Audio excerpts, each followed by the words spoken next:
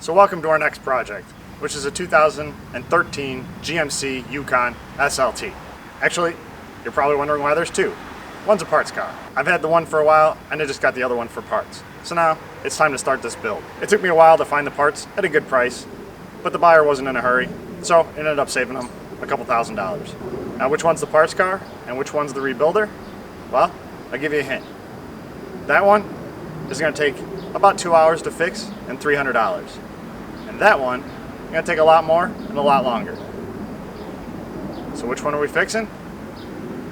That one, of course. As you guys know, when I get a parts car that drives, I take full advantage of it.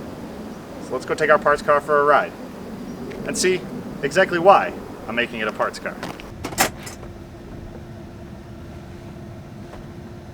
You guys might recognize that truck.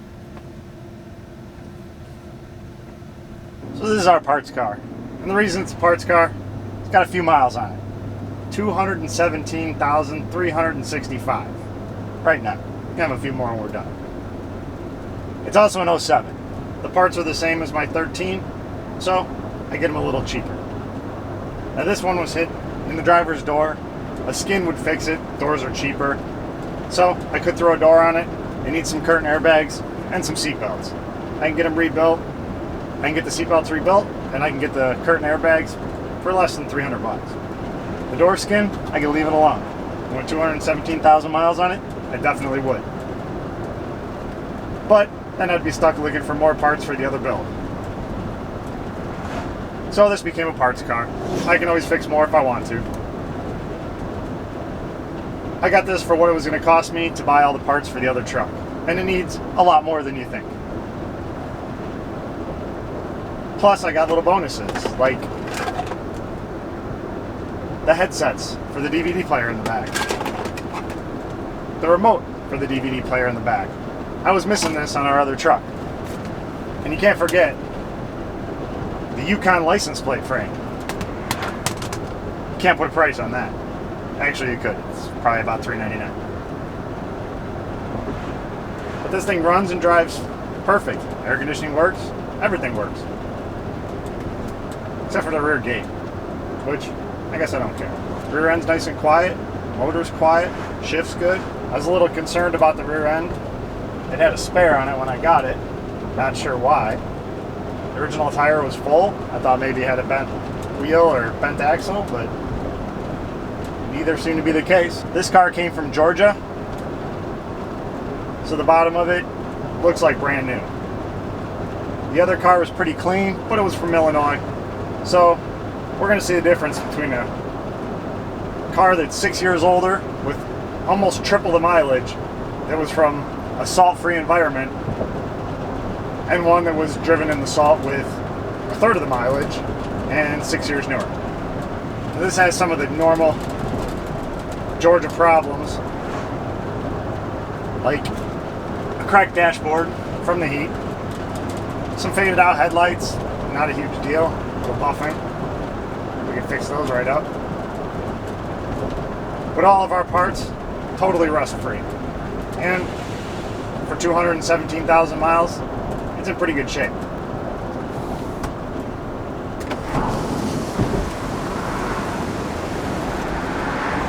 Sunroof opens. Let's hope it closes.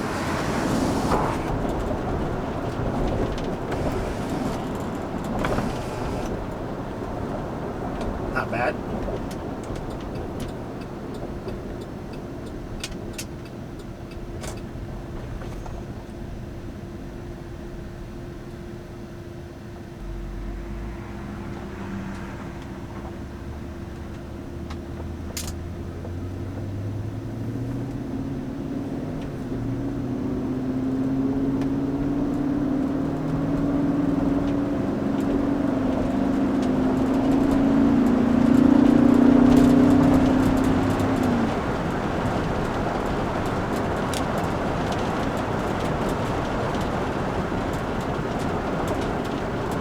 Really hard resisting the urge to fix this one.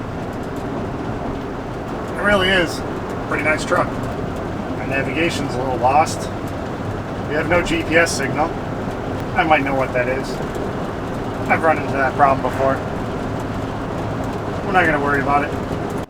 So now that we know all about our parts truck, let's go back to the rebuilder and what I had to do just to make it drivable and get it off the trailer. So the hit was right in the suspension and the fender. So we'll pull the tire off, see how bad it looks in there.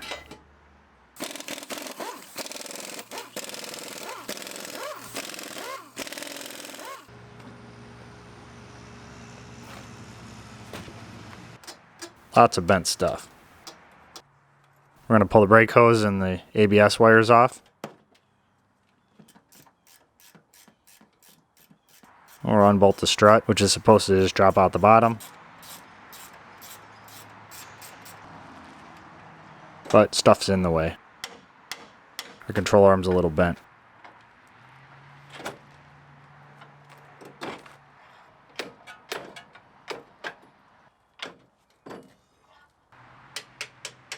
Knock the bolts out of the control arm. Maybe that'll give us a little bit of room.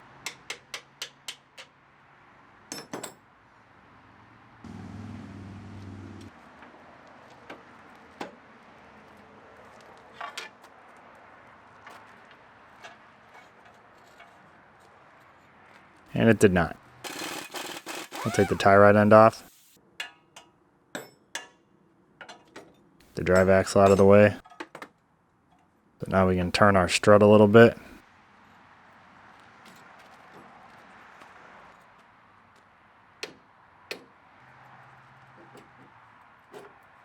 That's supposed to be straight.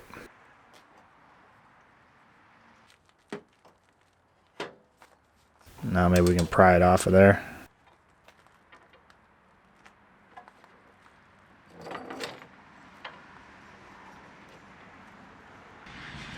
Success. I don't think we're reusing this one.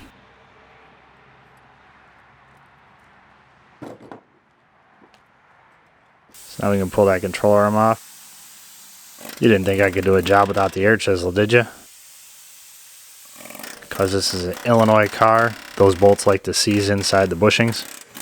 So we just had to knock them out.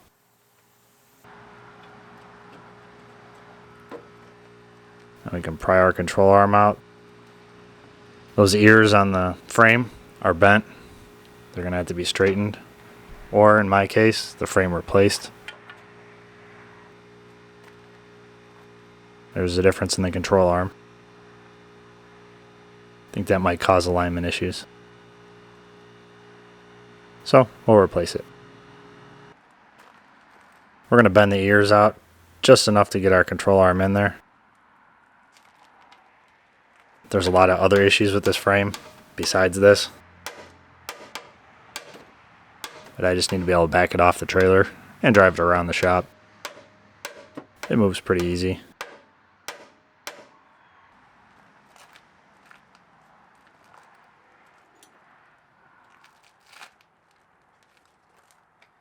If this were the only problem, I wouldn't mind fixing the frame.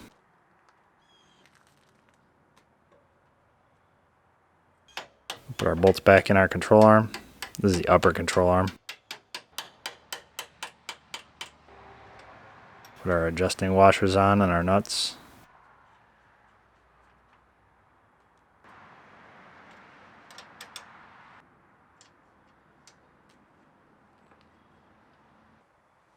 I'm going to straighten out the tie rod end. This is not the right way, and you can't drive it on the street after you do this. I don't need all the comments saying that I'm a hack. I just need to be able to have the wheel somewhat straight, get a tie rod end on it that'll go into the knuckle. Right now it won't.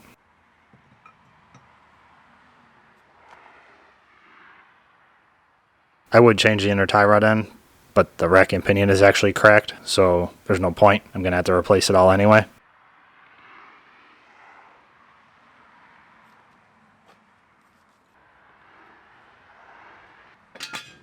Close enough. Now we're going to put our new strut in there. Goes a little easier when the upper control arm isn't bent like a pretzel.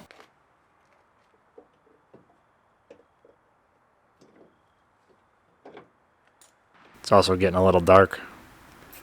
I'll do as much as I can before we can't see anymore. Working by candlelight. Bolt our strut in. Bolt our upper control arm in. Put everything back together so we can get it off the trailer. Now we did this one a little backwards. I gave it to the body guys beforehand while I was looking for the parts. And they did the body work on it. So now they're going to prime it. Before they do, I'm going to pull the door handles off the outside. So we got to pull the door panels off first.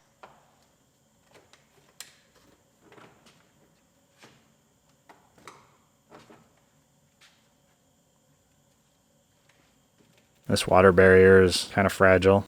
You got to be careful with it. And these door handles are a pain. The nutserts go into plastic and then they Loctite them in, and when you try to take them out, the bolts stay in the nutserts and the nutserts come out of the plastic. So I'm going to show you how to fix them. I've tried it a few times. It's worked every time.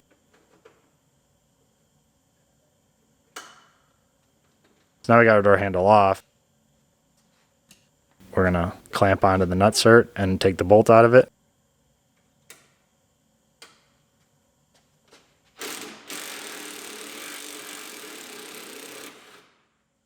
Neither one of these came out correctly.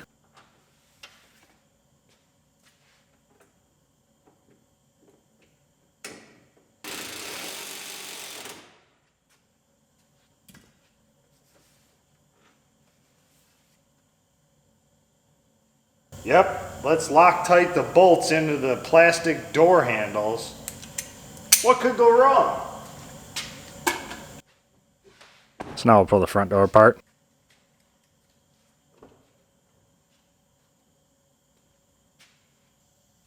There's a little locking tab in the door lock. You just pop it out and then it pops off. There's a cover inside the door handle and one inside the grab handle. And take out the two bolts in the grab handle and the one in the door handle. The door panel pops off.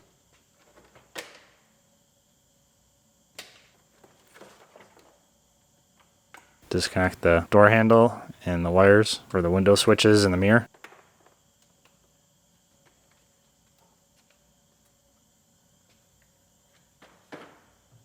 Now we're going to pull the mirror off.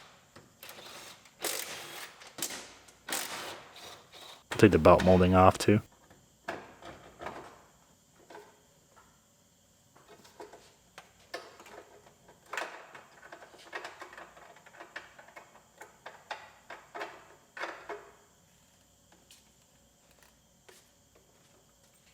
Pull our water barrier back. I'll pop those covers off that cover up the bolt for the door handle.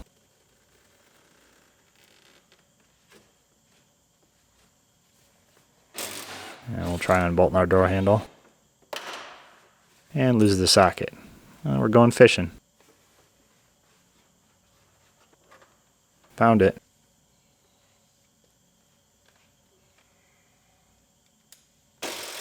And back one didn't come out. So I had a 25% success rate with these door handle bolts. So we finally got the handle off. Clamp on that other nutsert for the back. Unbolt it. And we're all done. Now we're going to remove the nameplate, but we're going to cheat. So I don't have to make a template. I just marked the glass that we're not going to remove. So I'll know about where it goes. I'll just take the nameplate off.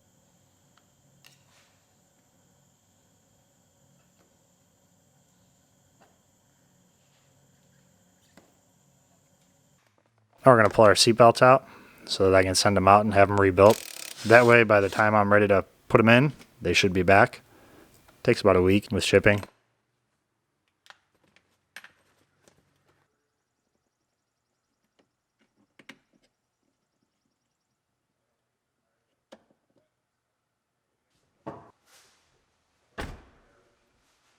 So we'll unbolt the top.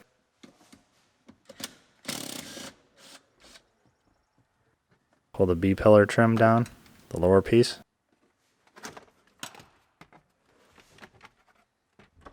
Goes underneath the sill plates. So you Take the sill plates up. We can unbolt the bottom of the retractor.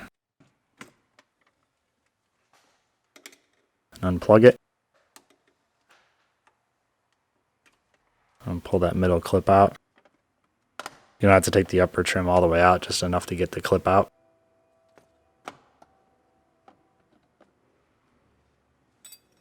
And we got our driver's side ready to send out.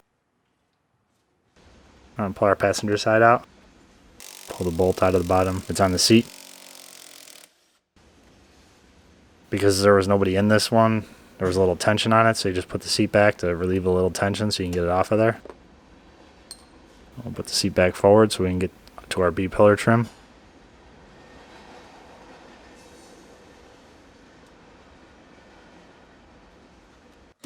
Disconnect the top bolt. There was no cover on there. It was gone before the accident because it wasn't in the truck. Pull the bottom trim panel off.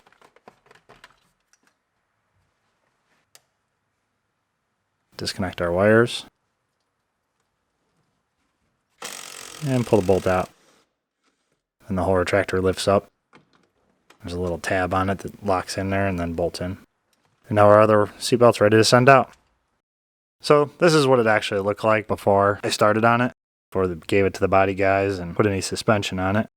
If it were just the ears of the frame that were bad, like I said, I wouldn't mind repairing it. But it did collapse the frame rail and pushed it in. By the time you straighten all that out, the time you'd spend on that is probably just as much as swapping over a whole frame. And because I got a frame that was nice and rust-free, I've got a nice solid frame to go on this truck. It was definitely repairable, but I just don't like to repair frames if I don't have to. And these frames are actually pretty cheap. So as far as body damage, really all it had was just the fender and the bumper and then a couple dents down the side. So the only parts I really need to replace are the fender and the bumper. I'll have to get a wheel.